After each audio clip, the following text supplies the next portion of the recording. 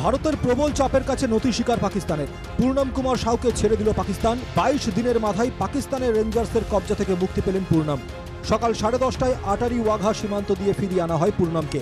ভারতের তরফে ক্রমাগত প্রচেষ্টা ও ফ্ল্যাগ মিটিংয়ের পর পূর্ণমকে ছেড়ে দিতে বাধ্য হয় পাকিস্তান। পূর্ণমের মুক্তির খবরে উচ্ছ্বসিত পরিবার। आज तो बहुत ही खुशी हुई। सुबह में ही फोन आया था सीओ साहब का वहाँ से कि देखिए वो पीके साहब आ गए हैं, इंडिया आ चुके हैं, टेंशन मत लीजिए, वो एकदम सही सलामत है, आप टेंशन मत लीजिए, बिल्कुल ठीक है। और मेरे हस्बैंड ने भी मुझे वीडियो कॉल किया था, एकदम टोटली वो फिट है, फिजिकली फिट है और बोल रहे थे कि टेंशन मत लो, मैं ठीक हूँ। ছাড়া হয়েছে, ইন্ডিয়াদের এসে গেছে।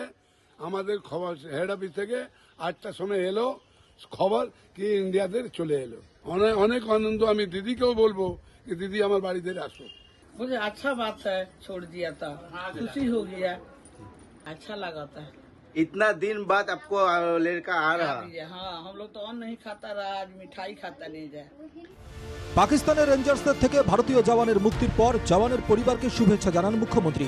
এক্স হ্যান্ডেলে তিনি লেখেন, আমাদের বিএসএফ জওয়ান পূর্ণম কুমার সাউকে মুক্তি দেওয়ার খবর পেয়ে আমি আনন্দিত। আমি তার পরিবারের সঙ্গে যোগাযোগ রেখেছিলাম।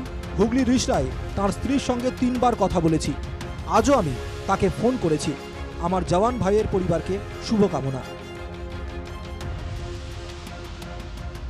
পূর্ণম সাউয়ের বাড়িতে যান রিষড়া পুরসভার চেয়ারম্যান। তার ফোনে ফোন করেন মুখ্যমন্ত্রী, কথা বলেন পূর্ণম সাউয়ের স্ত্রীর সঙ্গে। আজকে উনি হ্যাঁ হ্যাঁ সকালে হয়ে গেছে, খুব তাড়াতাড়ি হয়ে গেছে, খুব ভালো হয়েছে। অনেক যেখানে ধরেছিলাম সেখান থেকে ফিরে আসার জায়গা ছিল না, আমি তো আপনাকে বলে দিয়েছিলাম ভালো আছে। আচ্ছা আচ্ছা হ্যাঁ ম্যাডাম, দেখুন আপনার কথায় তো আপনি আমাকে বললেন কি আপনাকে কোথাও যাওয়া দরকার নেই, আপনি ঘরে থাকুন, আমি ঠিক ওনাকে নিয়ে আসবো। আর দেখুন আপনি আমার সাথে 3 দিন কথা বললেন ম্যাডাম, আজ 4th ডে উনি চলে এসছে। বিএসএফ জওয়ানের বাড়িতে যায় বিজেপির প্রতিনিধি দল। তারা কথা বলেন পূর্ণমের পরিবারের সঙ্গে।